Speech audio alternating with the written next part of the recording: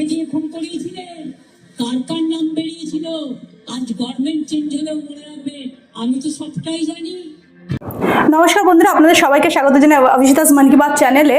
গতকাল 2 জুনে আমাদের former chief minister Mamata Banerjee, আপনারা জানেন যে তিনি একটা ধর্ণা দিতে চেয়েছিলেন 2 জুনে, ঠিক আছে?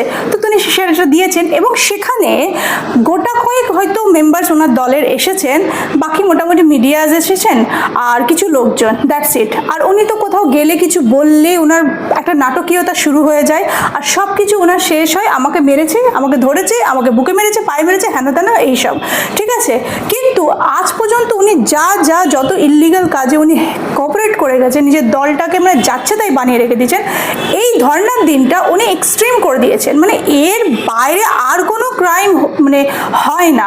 সেটা কি হচ্ছে যে উনি দেশদ্রোহিতা টাইপের কোনো কমেন্ট করে ফেলেছেন। কমেন্টও না, উনি কথাটা বলেছেন যে আমাদের ভারতটাই অপরাধী, আমাদের দেশকে অপরাধী বানিয়ে দিয়েছেন।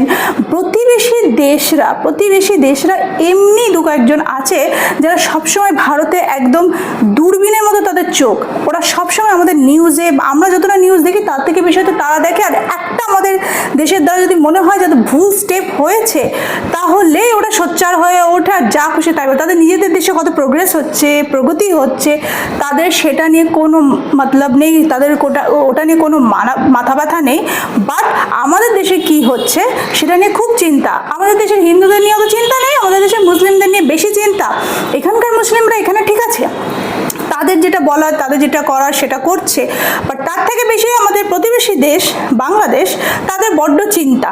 উনি 2 জুনে উনি যেটা কমেন্ট করেছেন, যেটা বলেছেন, তার বিরুদ্ধে কেস হওয়া, যারা সবাই মোটামুটি ভিডিও দেখেছেন তারা সবাই জানেন যে এই মমতা ব্যানার্জি এবার ওনার বিরুদ্ধে কেস হবে। এমনি তো হয়ে আছে একটা অলরেডি, যেটা শিলিগুড়ি থেকে করেছে, ইভেন আবার উনি শিলিগুড়ি থেকে আবার একটা কেস এফআইআর ওনার বিরুদ্ধে হয়েছে। সেটা কি হয়েছে যে উনি বলেছেন যে বাংলাদেশে যে আমাদের সেই কুখ্যাত নেতা বা হাদি যে ছিলেন তার মার্ডার কি করে হলো সে তো জানে না, কিন্তু কিভাবে হলো।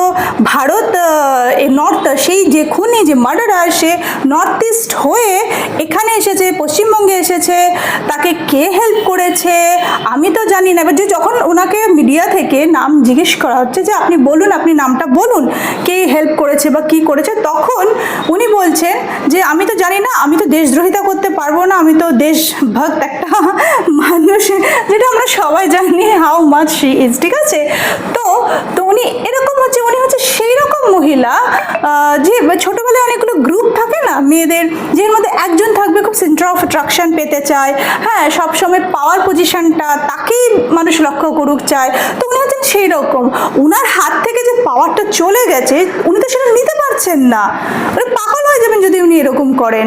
আর দেখুন, সবাই জানে যে ভাইপো পিসিকে দুজনকে জেলে ভরা উচিত। দেরি কেন হচ্ছে সেটা হয়তো অফিসিয়ালি অনেক ইনভেস্টিগেশন চলছে, সেই জন্য ধরতে তো অপোজিট পার্টি চাই, বাকি থাকে অনেক পলিটিক্সও থাকে, যেটা আমি আপনারা এত সহজ এত গভীরটা হয়তো বুঝতে পারবো না। কিন্তু অলরেডি ঋতব্রত এসব নিয়ে পলিটিক্স প্রচুর শুরু হয়ে গেছে, ওরা শুরু করে দিয়েছে। তৃণমূল তো ভেঙে গেল, এবার ওখান থেকে গিয়ে বাকি 59 যারা ঋতব্রত দলে যোগ দিয়েছে মানে কি, সবাই তো বলছে যে আমরা আমাদের কাজের জন্য, ব্যক্তিগত কাজের জন্য এসেছি।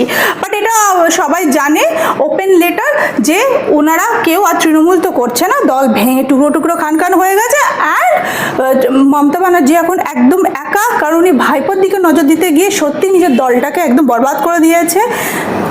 দেশের প্রতি ওনার কোনো ভালোবাসা ছিল না যতক্ষণ অবধি, মানে এক্সেপ্ট কংগ্রেস, যতগুলো সেন্টারে আমাদের গভর্নমেন্ট ছিলেন তাদের সবসময় এগেনস্টে চলেছেন, সব সময় উনি এগেনস্টে চলেছেন।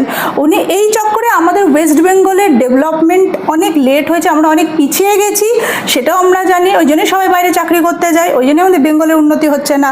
আর লক্ষ্মী ভাণ্ডার দিয়ে দিয়ে দিয়ে দিয়ে মানুষকে এত লোভে পরিণত করে দিয়েছে। এই ফ্রি ভাতা সবার আগে বন্ধ করা উচিত, কিন্তু যারা একদম মানে ন্যায্য, যাদের পাওয়া উচিত, অনেক ফ্যামিলিজ আছে, অনেক প্রবলেমস আছে, তাদের অবশ্যই পাওয়া উচিত। তাদের কাছে 1500 3000ও কিন্তু অনেকটা, তো তাদের অবশ্যই পাওয়া উচিত। কিন্তু আমাদের মানুষের যে সাইকোলজি না, সেটা তো হচ্ছে যখন আমরা ফ্রিতে পাই, যাদের আছে, যারা অ্যাফোর্ড করতে পারছে, তাদেরও তো লোভ করে দিয়েছে তো মমতা ব্যানার্জি। উনি কি করেছেন, উনি সবাইকেই অল্প অল্প দিয়ে সবার মুখ দেওয়ার চেষ্টা করেছেন, এক্সেপ্ট মুসলিমকেও, ইনক্লুডিং মুসলিমকেও। তো অতএব ওই অভ্যাসটা যখন আমাদের নতুন সরকার এলো, তো মেনে নিতে পারছে না অনেক মহিলারা, কারণ তারা এখন অনেক পেতো, বুঝতে পারছেন তো। 1,500 সেখানে 3,000 বলেছে, বলেও ফেলেছে, এবার তো সেটা করতে হবে। এবার দেখুন ওটা কি করা যায়, কতজন পাচ্ছে, যারা পাচ্ছে তারা তো আবার ফটোজ হেন তেন দিচ্ছে। বোকামির একটা সীমা থাকে, এসব অত করা উচিত না। যাই হোক, আমি ভাতার একদম বিরুদ্ধে, কিন্তু আমি চাই এরকম অনেক ফ্যামিলিজও দেখেছি যাদের সত্যি, সে একটা ছেলে থাকুক কি একটা মেয়ে থাকুক, কাজ না থাকলে যতই বা আপনার একটা পাকা বাড়ি থাকুক, ধরুন একটাই পাকা বাড়ি আছে কিন্তু রোজগারের নেই, তো রোজগারটা হওয়া উচিত, রোজগারের যে স্কোপটা খুব বাড়া উচিত, বেড়ে যাওয়া উচিত। তো এবার সেই মমতাদির ক্ষেত্রে উনি যে দেশদ্রোহীর কথাটা বলেছেন, উনি রীতিমতো আমাদের যে সবথেকে এই শক্তি কেন্দ্রীয় শক্তি, সেইটাকে কিন্তু নাড়িয়ে দিয়েছে। এই কারণে বলছি, কারণ এরপরে বাংলাদেশেও তো নিউজে এটা নিয়ে সোচ্চার হয়ে যাচ্ছে যে হ্যাঁ, তার মানে হাদিকে আমাদের ভারতেই দ্বারাই করা হয়েছে, খুন করেছে। কিন্তু হয়তো ওখানকার অনেক লোক মানে না, হাদিকে তার বাংলাদেশের লোকই হয়তো করেছে, মেরেছে।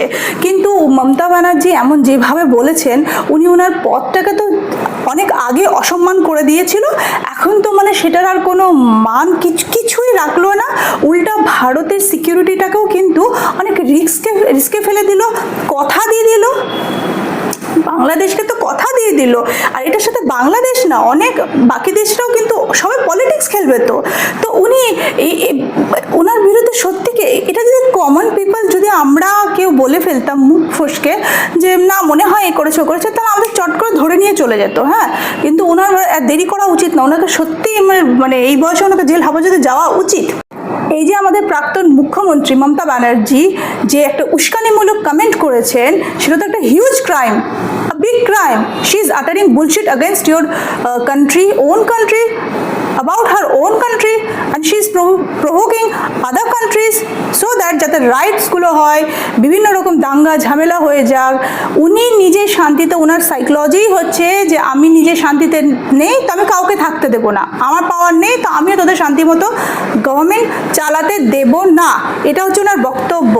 আর উনি এই যে বাংলাদেশের এই যে গুলো আছে, যে তাদের গ্ল্যামার ওয়ার্ল্ড আছে, সেখানে আপনি দেখুন তারা কিন্তু সেরকম কিছু মন্তব্য, আমি জানি না, আমার নজরে পড়েনি, আপনাদের পড়লেও করতে পারে, তারা কিন্তু এগুলো নিয়ে সেরকম কোনো মন্তব্য না করলেও করতে পারে, করেনি। কিন্তু যে আরেকটা যে গ্রুপ আছে, যে আওয়ামী লীগ, জামায়াত, ওদের যে মুসলিম লীগগুলো আছে, তারা কিন্তু অলওয়েজ একদম সোচ্চার হয়ে উঠেছে যে আমাদের দেশে কিছু একটা নিউজ দেখবে, ওরা নিউজ দেখে যেখানে মনে হবে শুরু হয়ে যাবে আমাদের ভারতের ব্যাপারে এগেনস্টে কথা বলতে। তারা অলওয়েজ রেডি থাকে যে কীভাবে আমাদের ভারতটাকে খণ্ড বিখণ্ড করা যায়। চারিদিকে মানুষ একদম এমনি তাক লাগিয়ে আছে যে আমাদের ভারতটাকে কীভাবে ডিভাইড করা যায়, এখান থেকে একটু ল্যান্ড টুকরো করে ল্যান্ড নিয়ে একদম আলাদা করে দেওয়া যায়। সবার আগে দেখুন দেশপ্রেম, ঠিক আছে, দল ফল এইসব তো আছেই, সারা জীবন এগুলো নিয়ে লড়াই চলবে, কিন্তু সবার আগে যখন দেশের ব্যাপার আসে তখন সবাইকে ইউনাইট হওয়া উচিত। কিন্তু এই মমতা ব্যানার্জি ওদের দেবে না, কারণ ওনার তো মেন এজেন্ডাই ছিল, উনি তো চেয়েছিলেন যে পশ্চিমবঙ্গ, ওয়েস্ট বেঙ্গল আর বাংলাদেশ মিলে একটা দেশ হোক। ইভেন উনি যখন লাস্ট একটা ভিডিও যেটা উনি ছেড়েছিলেন, সেইখানে দেখবেন যে একটা ফ্ল্যাগ আছে, ওনার অফিসে যে ফ্ল্যাগটা আছে, সেই ফ্ল্যাগে কিন্তু মিডিলে অশোক চক্র নেই, সেখানে কিন্তু তৃণমূলের যে সাইনটা, সিম্বলটা, দুটো ফুল পাতা ওইসব ওটা রয়ে আছে। তার মানে আপনি ওনার সাইকোলজিটা বুঝতে পারছেন, ওনার মানসিকতা কি, যে পুরোটাই আমি একটা আলাদা দেশ করতে চাই আর সেই দেশের রানী হচ্ছি আমি। উনি সেটাই চেয়েছিলেন, কিন্তু সেটা কিন্তু সাকসেস পায়নি। এইবার যদি বিজেপি ছাড়ুন, যদি অন্য কোনো দল না আসতো, তাহলে তো খুব তাড়াতাড়ি আমাদের ওয়েস্ট বেঙ্গল একদম বাংলাদেশ মিলে একটা বাংলাদেশের অধীনে হয়ে যেত। আর বাংলাদেশ তো ওই জন্যই তো তাদের কষ্ট না, তাদের খুব দুঃখ যে বিজেপি এসছে বলে। আমি কোনো বিজেপি পার্টি বা সমর্থক নই, বাট এই ক্ষেত্রে বিজেপি ছাড়া আর কেউ সেরকম অপোজিশনে ছিলও না, তাই না? তো সেই জন্যই মানুষ বিজেপির উপর ভরসা করেছে আর সেই জন্যই ভোট দিয়েছে, এই জন্যই এত বড় চেঞ্জেস এসছে। আর যেই কারণে বাংলাদেশ এটা মেনে নিতে পারছে না, ঠিক আছে। আর মমতা ব্যানার্জি যে কিছুদিন আগে তারপরে দেখলেন যে একজন আমেরিকার উচ্চ সচিবের একজন কর্মচারী এসেছিলেন, দুটো সিস্টার এসেছিলেন। কি চলছে এগুলো? ভেতরে ভেতরে অনেক কিছু চলছে, হয়তো আমরা জানি না। ওই জন্যই এই পিসিকে ইমিডিয়েট ধরা উচিত, নালে না পুরো একদম দেশকে শেষ করে দাঁড়ো। এখন তো পুরো সিকিউরিটিটাকে একদম মানে উনি ইয়েতে রেখে দিয়েছেন, দেশের সার্বভৌমত্বটাকে নষ্ট করেছেন। দেশটাকে উনি মানে আমাদের এই পশ্চিমবঙ্গ ওয়েস্ট বেঙ্গলটাকে উনি অ্যাজ এ লেডি উনি যদি সততার সহিত কাজ করতেন হয়তো অনেক স্ট্রাগল হতে হতো, বাট উনি কিন্তু অনেক বছর থাকতে পারতেন, আমাদের কিন্তু পশ্চিমবঙ্গটাকে চালাতে পারতেন। আর মেয়েরা অবভিয়াসলি সাপোর্ট করতো ওনাকে, বাট তিনি সেটা অ্যাজ এ উমেন হয়ে করেননি। আমার তো মনে হয় উনি হিন্দুও কিনা, কারণ ওনার মধ্যে তো কোনো আমি হিন্দুত্ববাদী কোনো জিনিস আমরা দেখতেই পাই না।